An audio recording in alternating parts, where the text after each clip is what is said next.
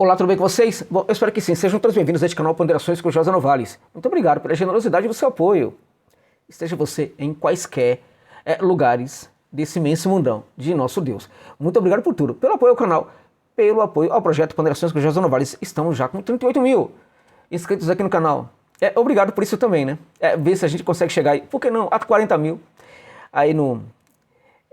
até metade do mês que vem, né? Por exemplo... Vamos lá, vamos esperar que a gente chegue aí. E até por que não, 50 mil até o final do ano, né? Isso, evidentemente, é um feito não somente meu, mas sobretudo de vocês, grato também por isso aí, né? Neste vídeo, meus amigos e minhas amigas, eu quero comentar sobre... Olha só, eu venho falando aqui neste canal sobre as perdas da Ucrânia, né? E vocês sempre têm escutado eu falar também que já há um bom tempo o comando ucraniano não vem contestando essas perdas apresentadas pelo Ministério da Defesa da Rússia. No começo da operação militar especial, a Ucrânia fazia contestações severas sobre os números apresentados pelo Ministério da Defesa da Rússia. Com o passar do tempo, a própria Ucrânia começou a reconhecer que era impossível de contestar esses números. Até porque, a despeito de ser um Estado composto por muitos dirigentes políticos que não valem nada, né? E a mentira é só um dos elementos da personalidade deles, né? Ficava muito difícil para eles, tinha uma contradição, né? A conta não fechava, né?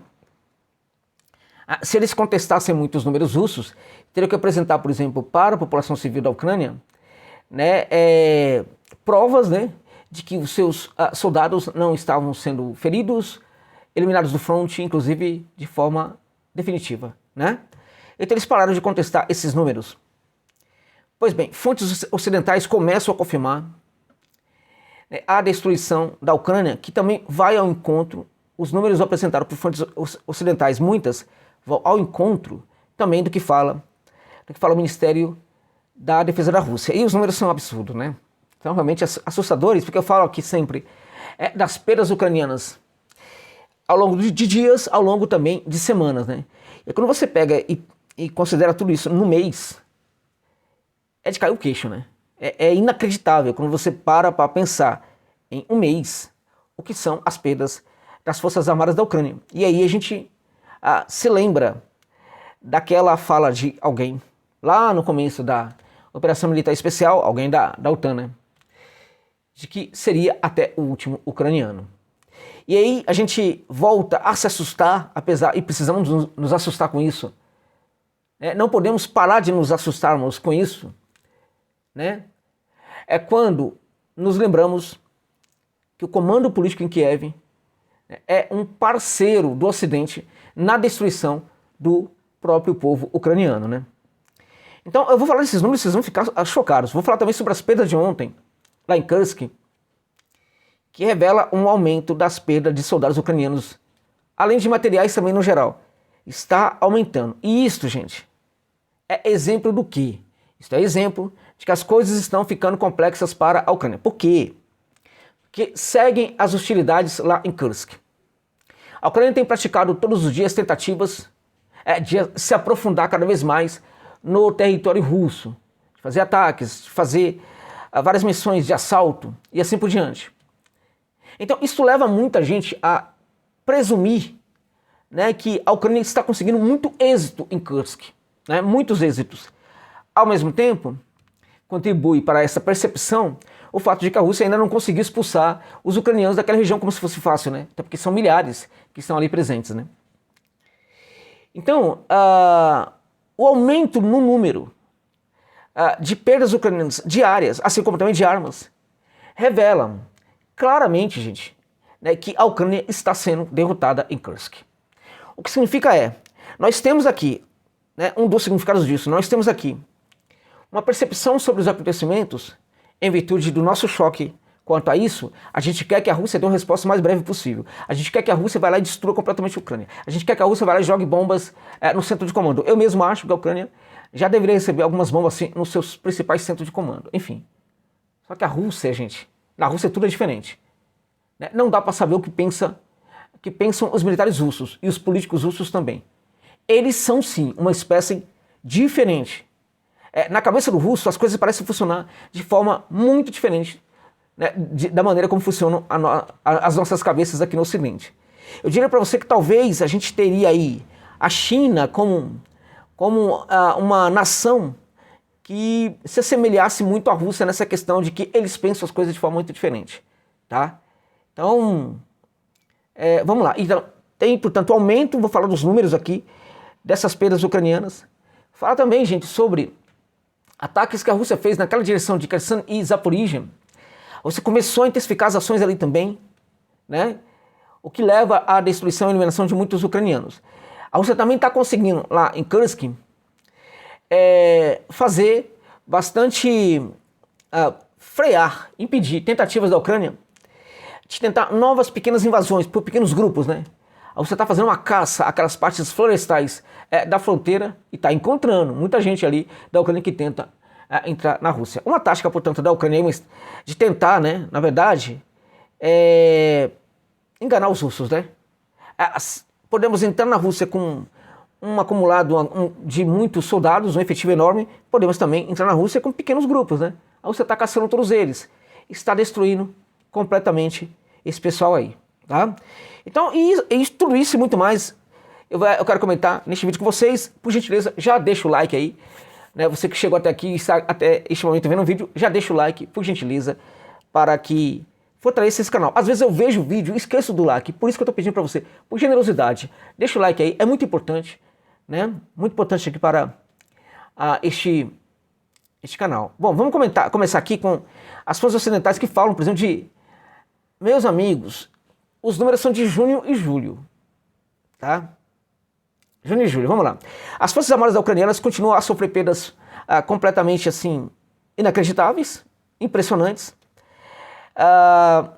desde que a Rússia começou a operação militar especial, tá?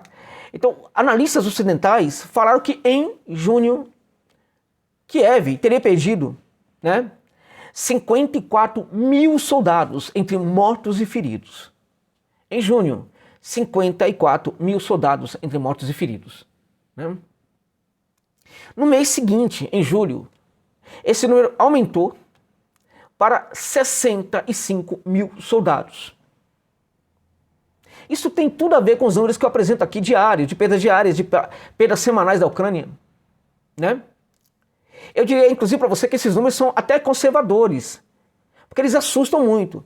Contudo, se nós nos lembrarmos aqui dos números que eu apresento, números semanais, números diários, a gente vai concluir que talvez os números sejam bem mais conservadores do que, né, enfim.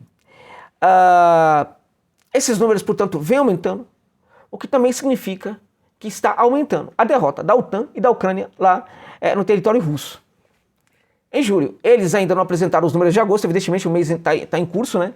Esse mês vai ter, né? Vai apresentar números superiores a 65 mil, tá?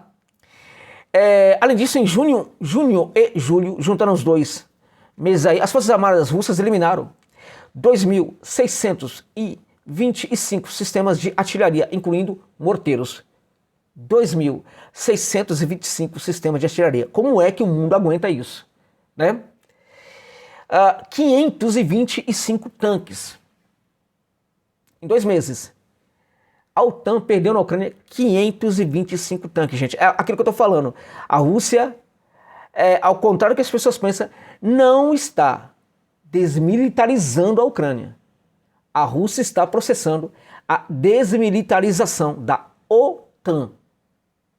Da OTAN.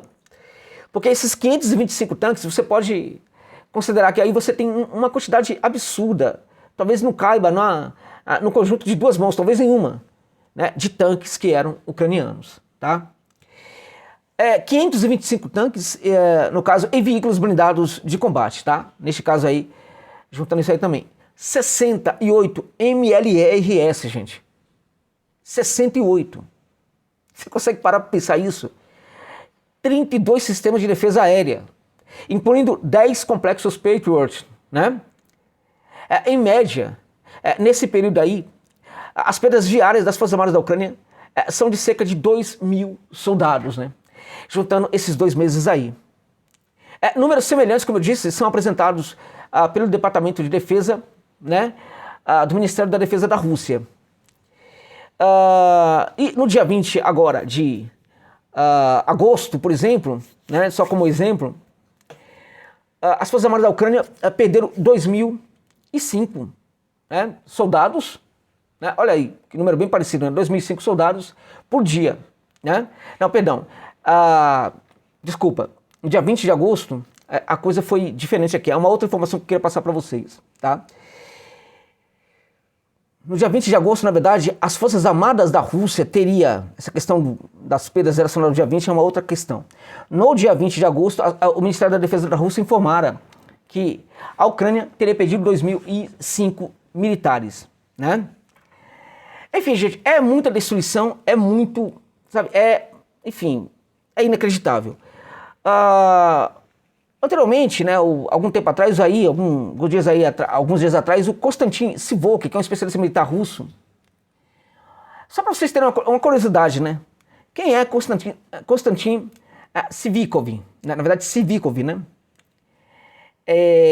Eu li Sivok porque eu estava recuperando a informação de um portal aqui, mas o número está errado. O número está errado. É Konstantin Sivikov. Segundo o Konstantin Sivikov, né, ele vai falar agora aqui, eu vou falar sobre o que ele pensa aqui e tal, dessa situação tal, mas quem é esse cara? O Konstantin Sivikov. Ele é um membro correspondente, né, pertencente à Academia Russa de Ciências de Foguetes e Artilharia. Ele é um membro da Academia Russa de Ciências de Foguete e também de Artilharia. A Rússia tem uma academia para ciências de foguete e artilharia. Quando você tem uma academia, por exemplo, a Academia de Letras, aqui no Brasil a gente tem a Academia Brasileira de Letras, você presume que há uma cultura literária no país, com muitos autores, para que você tenha academia. Né? Então, para você instituir uma academia, a academia, na verdade, é para glorificar aqueles que são os mais importantes aí representantes daquela área de conhecimento, né? Então, se você tem uma academia russa de ciências de foguete e também de artilharia, isso mostra como a Rússia é um país voltado para a indústria da guerra, né? Realmente é algo inacreditável, né? Bom, então, segundo o Sivikov, né, ele faz uma observação que é o seguinte: ele teria sugerido que a Rússia não está forçando a destruição das formações ucranianas. Ele está falando que, com todas essas perdas aí da Ucrânia, a Rússia ainda não estaria forçando, né, a destruição das formações ucranianas, né? E isso para não desencadear um conflito global, né, e não provocar o Ocidente a praticar ações extremamente agressivas contra a Rússia. Segundo ele, portanto, a despeito de toda essa destruição de soldados ucranianos, a Rússia nem estaria ainda, né, nem estaria forçando a mão na destruição das Forças Armadas da Ucrânia para não provocar o Ocidente e para não ter represálias do Ocidente. Tá? Se não fosse por isso, Moscou seria ainda muito mais impiedoso. Em parte eu concordo com o Sivikov. Eu só não concordo com essa história de que a Rússia não está destruindo muito mais as Forças Armadas da Ucrânia com medo de represálias do Ocidente. Acho que a Rússia já parou de se preocupar com potenciais ataques do Ocidente, né? Assim, se o Ocidente vai ou não fazer esse ataque, a Rússia parece já estar contando, inclusive, com a possibilidade de que isso possa acontecer, e acho que a Rússia não considera que destruir as Forças Armadas da Ucrânia é algo que possa gerar um conflito com a OTAN, né? Um conflito com a OTAN pode acontecer, provavelmente pode acontecer independente da Rússia destruir ou não as Forças Armadas da Ucrânia. Porque se a Rússia ficar com medo disso, ela vai limitar muito as suas ações na guerra. Eu acho que a Rússia tem sim conseguido muitos êxitos, está derrotando muito a OTAN e a Ucrânia nessa operação militar especial, né? Mas a despeito de todo o poderio da Rússia, eu acho que a gente tem a gente tem muitas dificuldades também aí do outro lado, né? A Rússia não está enfrentando apenas uma nação, está enfrentando no mínimo 32 nações, né? 33 nações, se a gente colocar a Ucrânia também. Então veja, o outro lado é muito poderoso. A Rússia não está destruindo muito mais, de repente porque talvez neste momento não tenha toda essa capacidade para isso, ou porque, e acho que essa segunda hipótese talvez seja até mais interessante, ou porque, se juntando a primeira hipótese, a Rússia estaria se preocupada muito mais com o possível confronto com a OTAN. Estaria preservando, inclusive, grande parte das suas armas. Eu, para mim, tenho, e aí é só uma percepção que eu tenho, de que a Rússia tem muitas armas escondidas esperando pela OTAN, por exemplo, né? Bom, então, enfim, para que este vídeo não fique muito longo, vamos aqui relatar outras questões aqui importantes. As Forças Armadas da Rússia destruíram o MLRS americano na região de Mykolaiv, né? As tropas russas desferiram um ataque muito poderoso com o míssil balístico operacional Iskander, né, contra o lançador M270 MLRS, né, na área da vila de Berezinovigovatoy, que fica ali em Mykolaiv, né. Bom, além disso, o sistema de mísseis, um veículo de transporte e carregamento de instalações e carregamento dessa instalação, né, 3 caminhões com munições, 2 veículos de escolta e um armazém de armas foram atingidos também com ataque de alta precisão. Tudo isso ali em Mykolaiv, tá? A Rússia também conseguiu atacar uma concentração de militares ucranianos em uma das ilhas ali do delta do Dnieper, né? A Ucrânia está tentando, na verdade está tentando muito pouco, né? Mas ainda tem feito tentativas ali, né? Isso aconteceu ali na região de Kherson, tá? O governador da região, Vladimir Saldo, informou que o grupo de ucranianos foi avistado por drone de reconhecimento e em seguida o inimigo foi atingido por um Grad MLRS que estava ali mais ou menos a 20 quilômetros do alvo. Saldo também falou que as Forças Armadas ucranianas praticamente deixaram de tentar desembarcar na margem esquerda do rio, né, perto ali da região das aldeias de Krink e também de Dnipriane, né. Ele falou, na verdade, que houve uma desistência de fazer essas tentativas de tomar essas ilhas em virtude de que aquilo se tornou uma fronteira entre a vida e a morte para os soldados da Ucrânia, tá? Bom, no dia de ontem, gente, foram mais 400 militares, agora na região de Kursk, né? 400 militares ucranianos, 17 veículos, né? Tudo destruído ali em Kursk, né? Unidades das tropas russas, chamada de Grupo Norte, né? Até porque atua na parte norte, com apoio da aviação, do exército e também da artilharia, repeliram ataques de aeronaves das Forças Armadas da Ucrânia na direção dos assentamentos de Bork e Malaya Lokina, que fica ali, ali na região de Kursk. Segundo o Departamento de Defesa da Rússia, as Forças Armadas também frustraram tentativas de ataques na direção de Komarovka, Korenevo, Martinovka e Ruskaya Konopelka. Em todas essas áreas aí, a Rússia frustrou, né, as tentativas de ataques das Forças Armadas ucranianas, tá? Nas últimas 24 horas, né, nessa briga, somente nessa briga, nesses povoados ali, foram 70 pessoas dentre mortos e feridos, 70 soldados entre mortos e feridos, 2 veículos blindados de combate e um carro também que foi destruído, um carro de transporte que também foi destruído. Ali, somente ao frustrar a tentativa da Ucrânia na direção de Komarovka, Korenevo, Martinovka e Ruskaya Konopelka, tá? Bom, durante o dia de ontem, gente, as Forças Armadas da Ucrânia perderam 400 soldados, 17 blindados, né? Incluindo um tanque, 2 veículos blindados de transporte de pessoal, 14 veículos blindados de combate, bem como 2 peças de artilharia, tá? Um lançador MLRS, 2 morteiros e também 10 veículos, segundo o Ministério da Defesa da Rússia, tá? Ou seja, nas últimas 24 horas aumentaram, lembra que era 300, no dia seguinte 350, no dia seguinte caíram para 300, agora 400 soldados, tá aumentando o número de soldados que a Ucrânia está perdendo naquela região. As forças Isso mostra, evidentemente, que a Rússia está conseguindo ter êxito nessa operação militar especial também em Kursk, tá? Bom, as unidades das Forças Armadas Russas feito bastante operações de reconhecimento e também busca identificar e destruir grupos de sabotagem das forças da Ucrânia, tá? Sobretudo nas florestas que margeiam ali a fronteira, né? Até porque esses grupos estão tentando entrar por essas florestas ali na Rússia, tá? Um grupo desses soldados ucranianos foi descoberto ali na região ali do assentamento de Kamishevka, né? Neste caso aí, 5 deles foram imobilizados, né? E também um veículo que eles estavam utilizando foi apreendido pelas Forças Armadas da Rússia, tá? Bom, desde quando começou aquela operação ali em Kursk, a Ucrânia perdeu ali 5.137 soldados. Esse número está bastante conservador, não é esse número, tá? Ainda não foi contabilizado, provavelmente, o número nem de hoje, tá? 69 tanques, 27 veículos de combate de infantaria, 55 veículos blindados, 350 veículos blindados de combate, 158 carros, 34 peças de artilharia, é muita coisa, meu Deus do céu.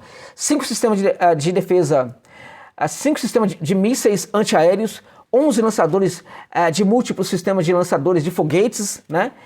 Incluindo 3 HIMARS MLRS e um MLRS, 6 estações de guerra eletrônica, 4 unidades de equipamento de engenharia, incluindo nisto aí 2 veículos de desminagem de engenharia e uma instalação de desminagem UR.77.